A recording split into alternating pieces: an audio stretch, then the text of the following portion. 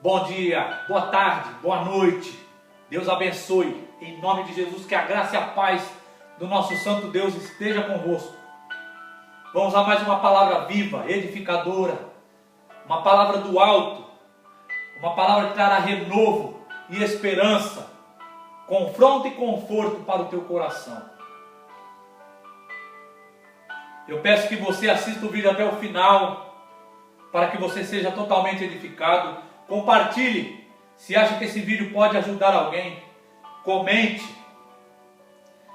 E desde já lhe desejo uma excelente Páscoa.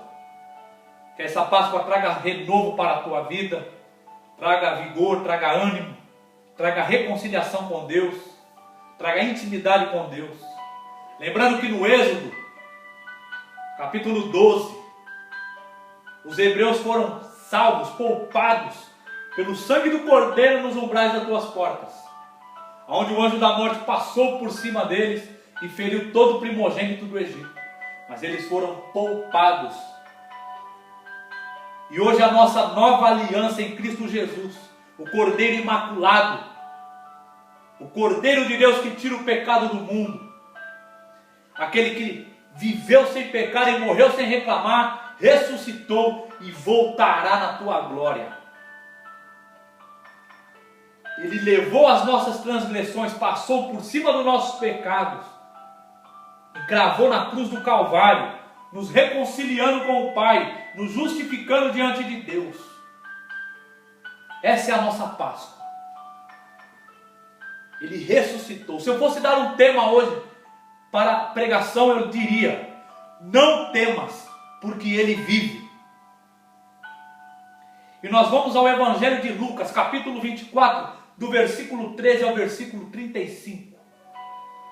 Acompanhe comigo, por favor. Naquele mesmo dia, 2 deles estavam de caminho para uma aldeia chamada Emaús, distante de Jerusalém 60 estádios, e iam conversando a respeito de todas as coisas sucedidas. Aconteceu que, enquanto conversavam e discutiam, o próprio Jesus se aproximou e ia com eles.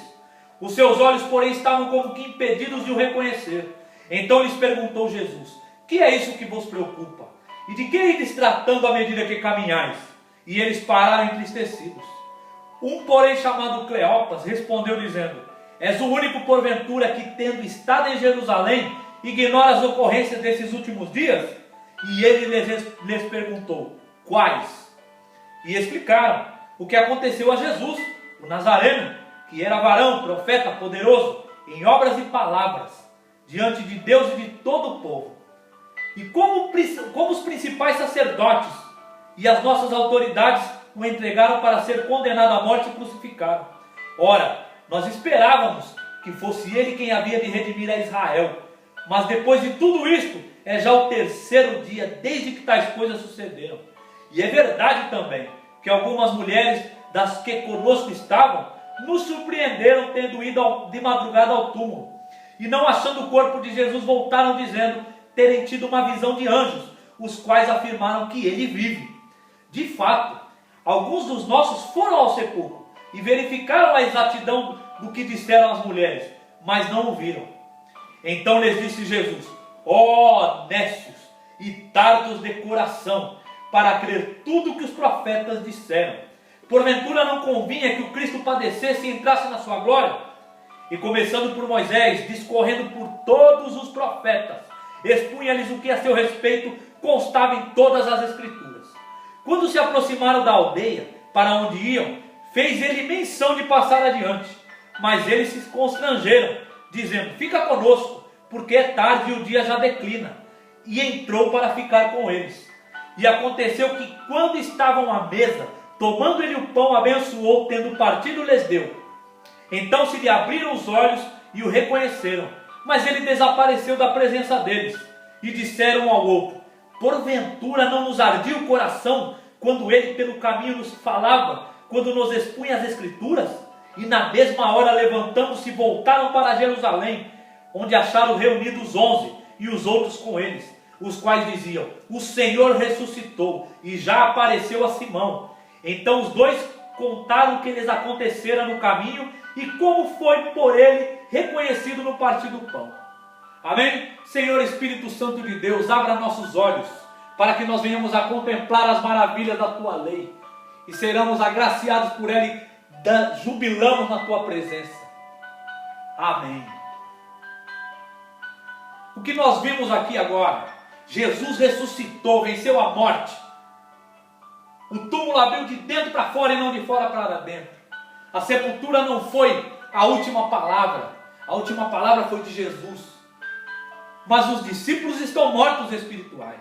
Estão dispersos, tremendo e temendo, fugindo. Esses dois homens estão fugindo para a tua aldeia. Lugar de rotina, de miséria, de derrota.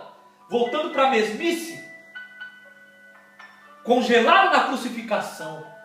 Mas Jesus vai atrás deles. Mesmo ele não reconhecendo a Jesus, Jesus os acompanha, prega as Escrituras e faz os olhos desses homens abrir. E nós vamos ver aqui um grande contraste de como começa e como termina esse texto. Com júbilo, com ânimo, fique até o final e seja edificado pela palavra de Deus. Nós vamos ver também o que há no meio disso, o que precisa para nossos olhos serem abertos dessa maneira. Quem escreve esse evangelho é o médico Lucas, o médico amado, Colossenses 4,14. Lucas, o único gentil que escreveu no Novo Testamento. Deus faz questão de usar um gentil, um médico, detalhista, para escrever nas tuas escrituras. O homem detalhista. Lucas, ele escreve para o meio do povo gentil, dos gregos e romanos. A Grécia era o berço do conhecimento do mundo. E Roma tinha todo o domínio e poder sobre o mundo. E a palavra vem para quebrar tanto a filosofia, como a cultura, a tradição, a religião, como o poder opressor da humanidade. Lucas é tão detalhista que ele faz questão de quando Pedro nega Jesus. É o único evangelho que fita quando Jesus nota Pedro, fita os olhos em Pedro, na tua negação.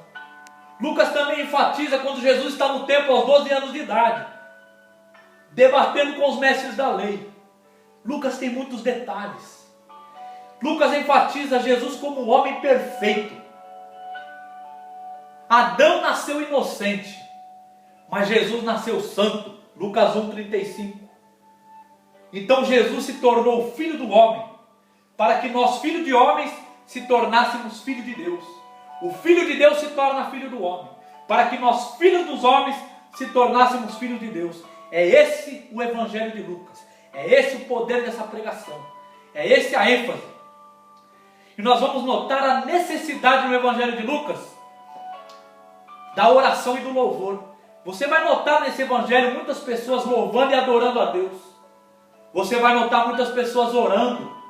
Muitas ênfases na oração. Por quê? O louvor e a oração são a respiração da alma. É a respiração do cristão. Nós vamos notar também a genealogia de Lucas é diferente da genealogia de Mateus. Lucas vai de Jesus para Adão como um homem perfeito. Agora Mateus enfatiza Jesus desde Abraão como o pai da promessa, passando pela linhagem davídica, o trono, o reinado. Então mostra Jesus como rei, e em Lucas como filho do homem, o homem perfeito. Outra coisa importante de notar é que Lucas era companheiro do apóstolo Paulo na igreja primitiva. E ele também é o escritor do livro de Atos. Lucas tinha muito conhecimento sobre Jesus, sobre o Espírito Santo. Por isso que ele faz questão. Ele fez uma investigação acurada dos fatos ocorridos desde a origem. Uma exposição em ordem para que Teófilo, o excelentíssimo Teófilo, tivesse certeza, total convicção das verdades instruídas. Lucas capítulo 1, versículo 1 ao 3. Outra coisa importante. Lucas vai enfatizar muito as pessoas desprezadas, as pessoas rejeitadas pela sociedade. O evangelho de Lucas vai enfatizar mulheres. Naquela cultura, naquela época, as mulheres eram rejeitadas. E Lucas faz questão de enfatizar as mulheres. Ele fala de uma filha de Abraão. Ele fala das mulheres que acompanharam a Jesus no seu ministério. Lucas também fala dos homens, das pessoas rejeitadas, como quando Jesus cura 10 leprosos, aonde um volta para ele agradecer. Lucas enfatiza Zaqueu, o publicano. Jesus entra na tua casa e leva a salvação para ele. Lucas faz questão de enfatizar o ladrão da cruz. Jesus dizendo: ainda hoje lhe digo, que estarás comigo no paraíso. Lucas fala da dracma perdida sendo encontrada, onde há regozijo.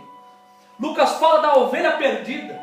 E Lucas enfatiza também o filho pródigo, aquele que o pai faz questão de recebê-lo com todo o amor quando ele se arrepende e volta para seu pai. Sabe por que o evangelho de Lucas também enfatiza? Que há júbilo, festa no céu, por um pecador que se arrepende. Esse evangelho é rico. E o que esse evangelho quer fazer mostrar? Esse evangelho é para pecador. É para mostrar, Lucas capítulo 19 e 10, que Jesus veio buscar e salvar o perdido. Foi isso que Jesus veio fazer. Se você perdesse algo importante, valioso, você sairia do teu caminho para reconquistar isso? Você pagaria tudo para tê-lo de volta? É isso que Jesus fez por mim, por você e por esses discípulos que estão dispersos aqui. Ele ressuscitou e fez questão de buscá-los. Jesus saiu do teu caminho para buscá-los, pagou o preço da nossa alma para nos resgatar. É isso que esse evangelho enfatiza. É isso. Agora presta atenção aqui, vamos expor o texto. Eu creio que você já está sendo edificado. Naquele mesmo dia, 2 deles estavam de caminho para uma aldeia chamada Emaús, distante de Jerusalém 60 estádios, mais ou menos 12 quilômetros. Naquele mesmo dia, que dia? No domingo, no dia da ressurreição. Só que esses discípulos ficaram na sexta-feira. As mulheres foram ao túmulo no domingo de madrugada e viram o túmulo vazio. E 2 anjos aparecem para elas, com veste resplandecente, e diz para elas assim no capítulo 24, versículo 5 e 6: por que buscar entre os mortos aquele que vive? Ele não está aqui, mas ressuscitou. E as mulheres voltam e dão esse relato aos discípulos, aos apóstolos, mas eles não creem. Apenas Pedro e João correm para notificar isso. Então é nesse mesmo dia que Jesus faz questão. Olha a urgência da salvação. Meus amigos, meus irmãos, trabalho espera, dinheiro espera, comida espera. Você vê o mundo parado, tudo espera. Agora a alma não espera. A salvação não é para amanhã, não é para daqui a pouco, é para hoje, para agora. É para hoje, é urgente. Jesus faz questão de ir ao encontro desses homens, mesmo quando eles fugiram. Jesus vai ao seu encontro mesmo quando você foge. Mesmo quando você está indo, deu ouvido para Satanás que tudo acabou, que chegou ao fim. É teu lugar de miséria, de derrota. E Jesus faz questão de te reencontrar, de te buscar. Ele faz questão. Esses discípulos eram conhecidos? Eles tinham abrangência nas escrituras? Você já ouviu falar deles? Não. Mas Jesus não faz acepção de pessoas. Ele busca todos que dão ouvidos para Ele, que amam a Ele, que gostam dEle, que querem a Ele. Eu gostaria de enfatizar algumas coisas importantes. Emaús, lugar de fracasso, lugar de derrota. A aldeiazinha. Voltando para o lugar do fracasso. Eu e você fazemos isso. Hoje estamos vivendo aqui uma crise global. Como nós estamos respondendo? Nós estamos como esses discípulos de olhos tapados? Morremos na cruz também? Congelamos na cruz?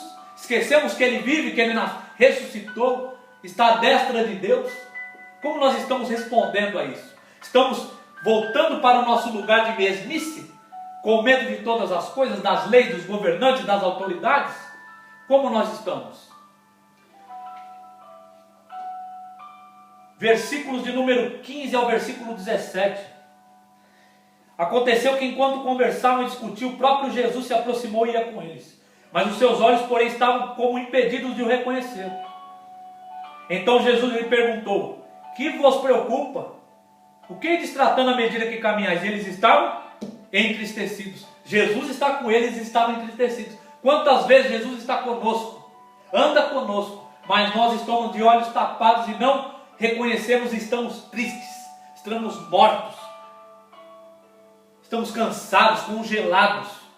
A dúvida cega. Satanás quer te cegar.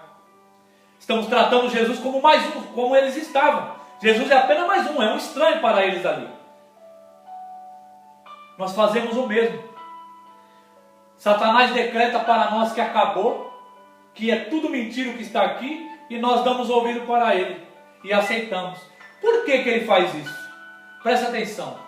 Ei, o maior milagre de Jesus não foi Jesus ressuscitar a Lázaro, não foi Jesus dar vista aos cegos, não foi Jesus levantar aleijados, não foi Jesus curar leprosos, não foi Jesus multiplicar pães, não foi Jesus andar nas águas, não foi Jesus calar uma tempestade com a tua voz. O maior milagre que Satanás não quer que você reconheça e creia foi a ressurreição no terceiro dia. Ele venceu a morte, ele matou a morte, ele venceu, ele calou a sepultura. Esse é o maior milagre das Escrituras Sagradas. Está enfatizado totalmente no livro de Atos, nas pregações dos apóstolos, dos discípulos. A ressurreição, a crucificação e a ressurreição. Ele venceu a morte, ele não parou na cruz, ele não está na cruz, ele está vivo. E Satanás quer te calar, quer te cegar, sabe por quê? O Deus desse século cegou o entendimento dos incrédulos, para que não resplandeça a luz do Evangelho, que é a glória de Cristo, a imagem de Deus. 2 Coríntios 4:4. O apóstolo Paulo, quando ele está concluindo a tua epístola aos Coríntios, capítulo 15, versículo 14, ele diz: se Cristo não ressuscitou, é vã a nossa pregação, e é vã a nossa fé. E no versículo 19 ele diz: se a nossa esperança em Cristo condiz somente a essa vida, nós somos o mais infeliz de todos os homens. Se Ele não ressuscitou, nada vale a pena. Se Ele não ressuscitou, a nossa fé não vale nada. A nossa pregação, a nossa dedicação não vale nada. Mas eu lhe provo que Ele ressuscitou e Ele vive. Ele está à destra de Deus. Só que precisamos notar, entender. Por quê? Porque se nós não notarmos, não percebemos da tua ressurreição, mesmo Ele andando conosco, como Ele está andando aqui com os dois discípulos e conversando com eles, nós vamos estar um crente de olhos tapados, apagados. Não vamos desfrutar da presença dEle conosco. Nós não vamos desfrutar da presença dEle conosco. Mesmo Ele conosco, mesmo Ele com você e comigo. Se você não crê que Ele vive, você vai andar como os crentes de olhos tapados. É a ressurreição que faz a pressão valer a pena. É a ressurreição que faz a dor valer a pena. É a ressurreição que faz a morte valer a pena. Vamos adiante. 18 a 21. Um discípulo dele, um deles, chamado Cleopas, respondeu: és o único, porventura, que tendo estado em Jerusalém, ignora as ocorrências desses últimos dias? Ora, é o único que ignora tudo o que aconteceu? Está todo mundo disperso, com medo? E aí Jesus pergunta: quais? Jesus vai perguntar para mim e para você: quais? Até que ponto você me conhece? O que você sabe sobre mim? Até que ponto? O quanto você tem conhecimento da minha pessoa? É o que ele pergunta. E eles vão responder. Olha o quanto eles conhecem de Jesus. O que aconteceu a Jesus, o Nazareno. Era varão, profeta, poderoso em obras e palavras, diante de Deus e de todo o povo. E como os principais sacerdotes e as nossas autoridades o entregaram para ser condenado à morte e crucificaram. Ora, nós esperávamos que fosse ele quem havia redimir Israel. Mas depois de tudo isto, é já o terceiro dia, e desde que essas coisas aconteceram. Depois eles vão falar do testemunho das mulheres também, mas vamos parar por aqui. Não é surpresa, estava nas Escrituras. E é importante notar que eles sabiam que Jesus era poderoso em obras e palavras diante de Deus e dos homens. Mas pararam no profeta, porque Moisés profetizou sobre Jesus. E eles pensaram que Jesus ia restaurar Israel, restaurar a terra. Jesus vai nos trazer novos céus e nova terra, aonde não haverá lágrima, aonde não haverá dor, luto, pranto e morte. É isso que Ele tem para mim e para você. Não espere nada aqui desse mundo. Há um mundo vindouro, há uma restauração, há uma vida eterna. Toda transição na Bíblia, por que eles estavam entristecidos e incrédulos? Toda transição na Bíblia tem cara de derrota. Toda transição, toda mudança tem cara de derrota. Esse vírus no mundo tem cara de derrota, é transição, é para algo novo. Se você notar José, ele é vendido pelos irmãos, ele é acusado de adultério na casa de Potifar, ele é preso, ele é esquecido pelo copeiro, mas ele se torna governador de uma das maiores nações do mundo, do Egito, e salva a fome de todo o povo. Transição tem cara de derrota. Quando Moisés morre, e Josué está ali cabisbaixo, desiludido com o povo, e Deus diz: ei, levanta-te, cruza esse Jordão, tu e esse povo, é da terra prometida que eu jurei dar aos teus pais. Transição tem cara de derrota. Estevão foi apedrejado, morto, Atos capítulo 7, mas foi dali que a igreja cresceu e expandiu, e ninguém parou. Jesus está na cruz do Calvário, soldados estão blasfemando, escarnecendo dele, os discípulos estão dispersos e com medo, cara de derrota, mas no terceiro dia ele ressuscita e vive e reina. Transição tem cara de derrota aqui nas Escrituras. É isso que nós precisamos notar e entender de uma vez por todas. E vamos adiante.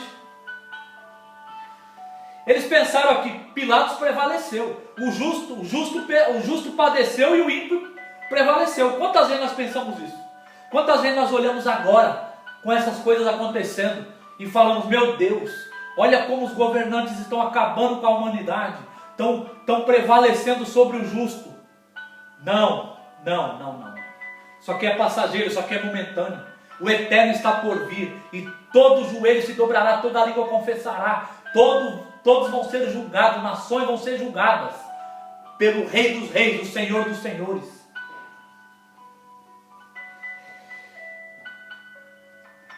Olha, presta atenção, João capítulo 18, versículo 36, ele diz: o meu reino não é deste mundo.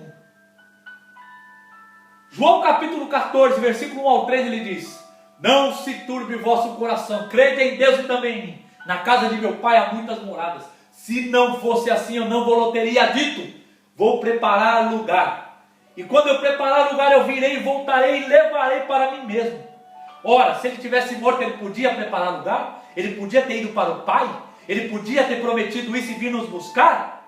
Não, só quem vive pode fazer isso. Só quem vive pode estar preparando o lugar. Só quem vive pode prometer nos levar para uma vida eterna. Ele vive.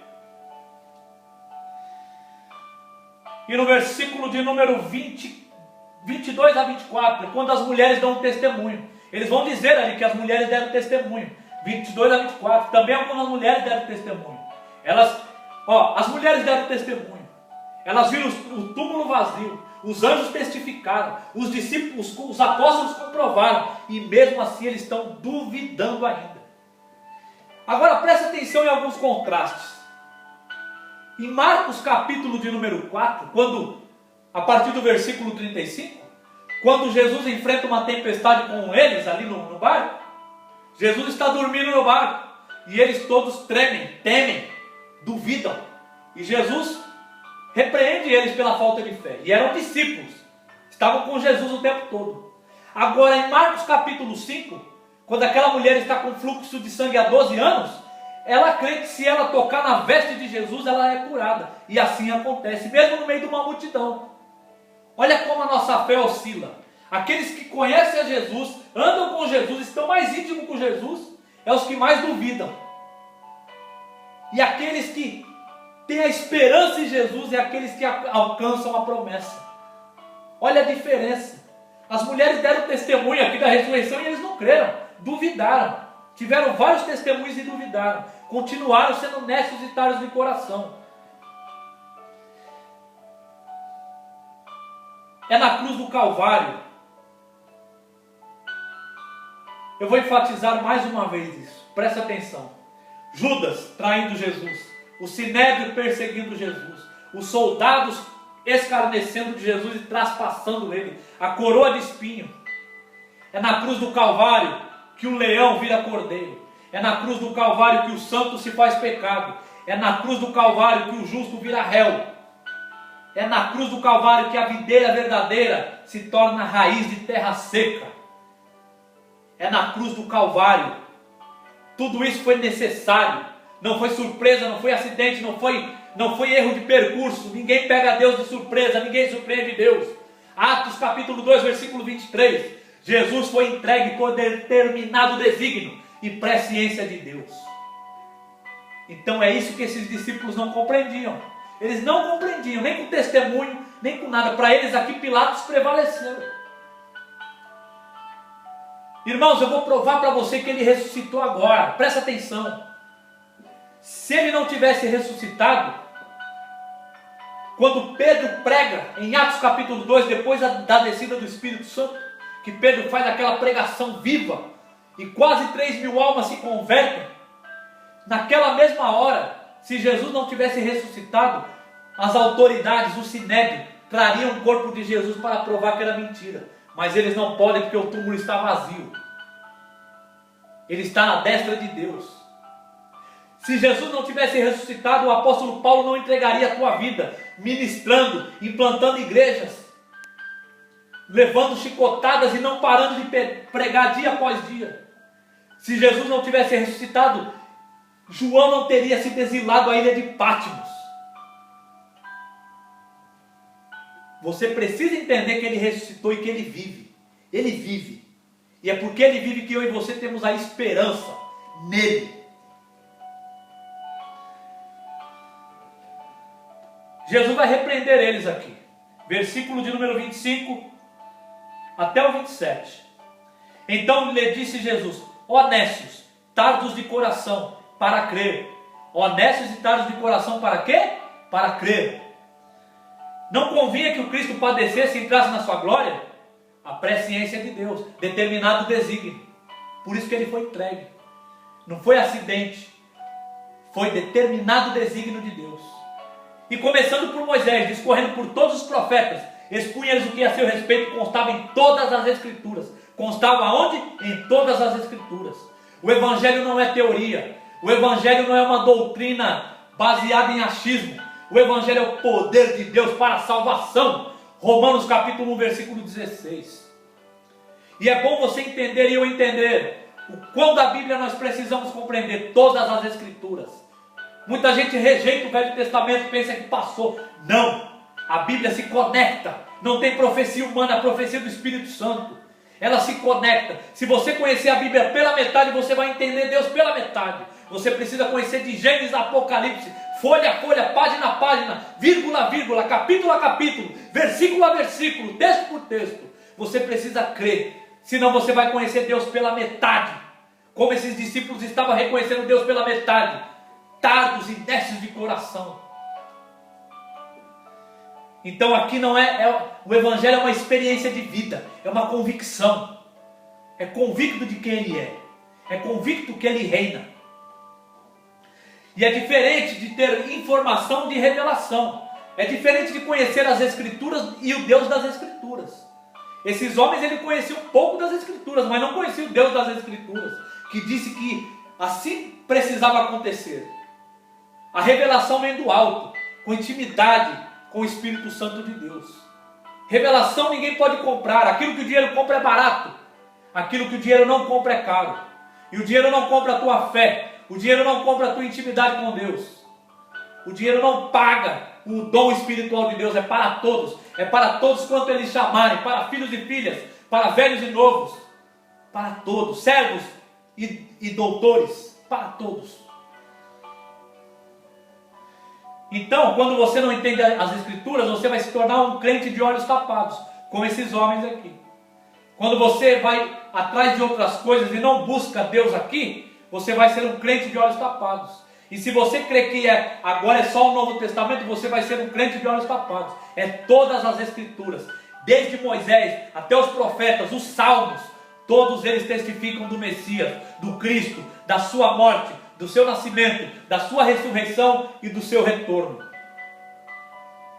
Por que a Bíblia se repete tanto assim? Por que precisa? Porque eu e você somos tardos e nécios de coração. Nós precisamos lembrar de lembrar. Nós precisamos de todos os dias estar conectado com as Escrituras. Por isso que o Salmo 1 diz que o bem-aventurado medita na lei do Senhor dia e noite.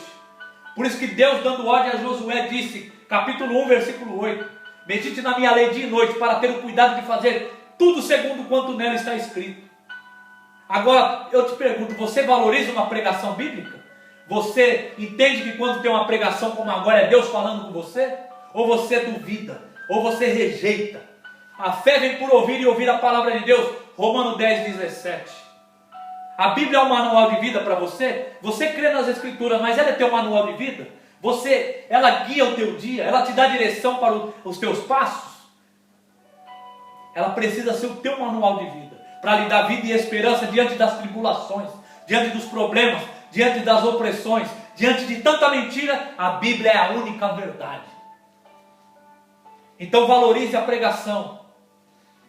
A Bíblia não é para encher o teu ego, massagear o teu ego, é para transformar a tua alma, para transformar a tua vida. Não é o quanto eu conheço, é o quanto eu obedeço. Não é para matar a minha curiosidade, é para transformar a minha vida. Agora, se nós estamos na religiosidade, nós não adoramos. Nós nem vemos Cristo conosco como esses homens. Nem percebe que Jesus está com eles. É um estranho aqui ainda. E eles são tão sortudos, né? Porque eles ganharam a pregação do maior pregador. Ganharam uma pregação do rei da pregação. O próprio Jesus expôs as Escrituras para eles. Expôs. As Escrituras precisam ser expostas. Essa é a pregação viva. A exposição da Escritura. O texto é tirado, a interpretação da Bíblia é tirada da própria Bíblia. Porque a Bíblia é uma só interpretação e muitas aplicações. Agora muitos gostam de fazer muitas interpretações e nenhuma aplicação. É uma só interpretação. O próprio Deus interpreta a sua palavra. Nós só somos o carteiro, só levamos adiante, só damos a mensagem adiante. Mas quem interpreta é o próprio Deus. O próprio Jesus expôs as Escrituras. Pregou, deu uma pregação expositiva. Versículo 28.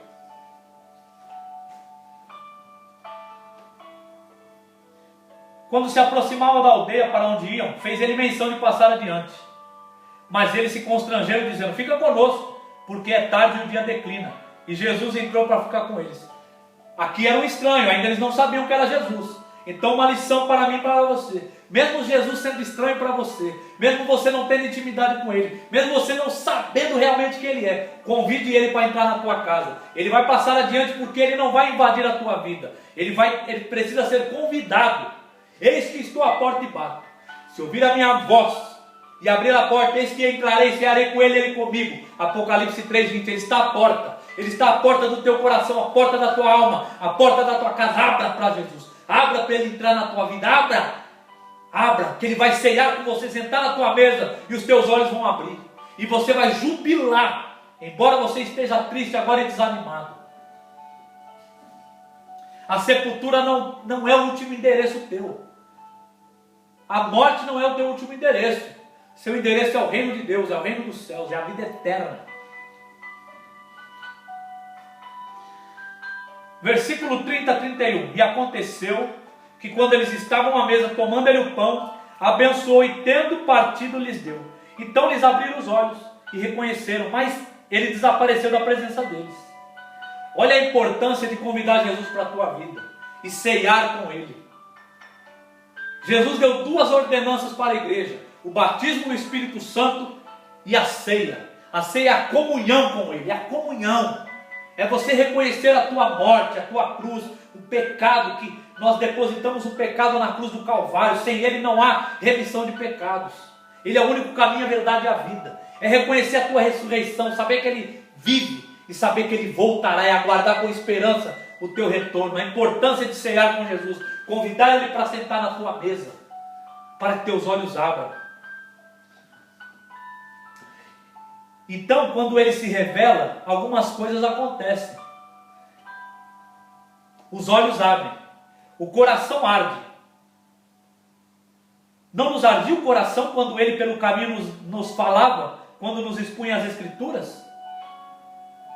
E na mesma hora, levantando-se, voltaram para Jerusalém, onde acharam reunidos 11 e os outros com eles, os quais diziam: o Senhor ressuscitou e já apareceu a Simão. Quando Jesus se revela e teus olhos abrem, você convida Ele para entrar na tua casa, na tua vida.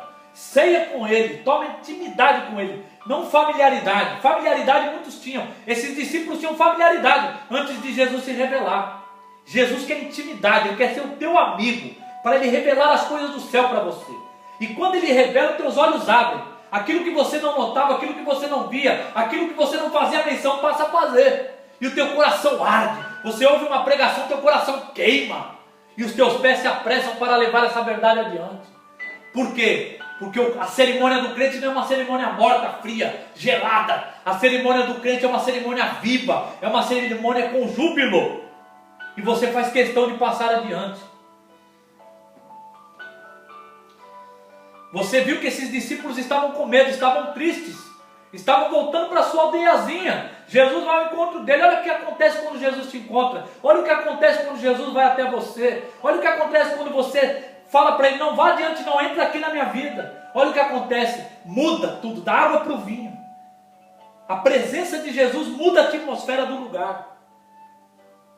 Traz alegria. Você volta. Presta atenção, quando eles convidam Jesus, eles dizem, ó, é tarde e o dia declina. Mas quando Jesus se revela, eles voltam correndo na mesma hora. Versículo 33. Na mesma hora, levantando-se, voltaram para Jerusalém. Olha, cadê o medo? Cadê a tarde? Cadê a tristeza? Foi embora. Por quê? A presença de Jesus é alegria, é esperança. A presença prevalece, trazendo vida. Não importa o que aconteceu, você volta, você vai.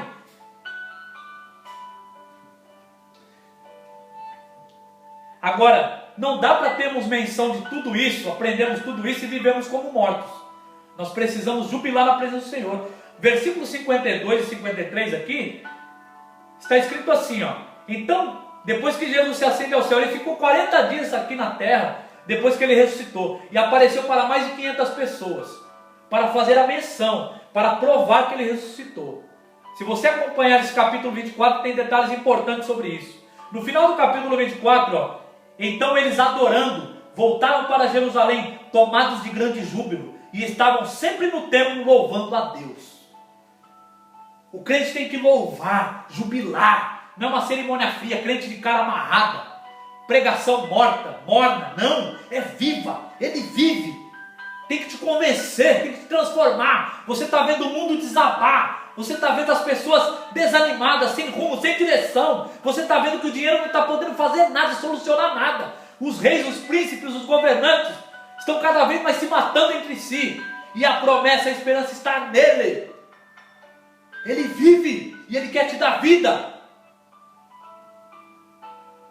Viu o contraste da palavra? Viu como ela começa? Dois homens fugindo triste. Agora Jesus se encontra com eles, põe as escrituras. Olha a importância da pregação das escrituras. Olha a importância de ceiar com Jesus.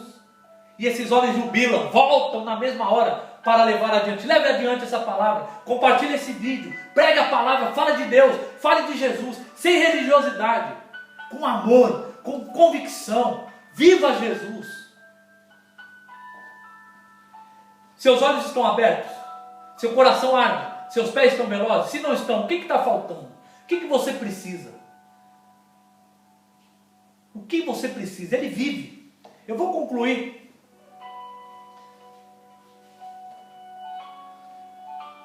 Você viu aqui que isso não é teoria, não é boato. Satanás quer te calar.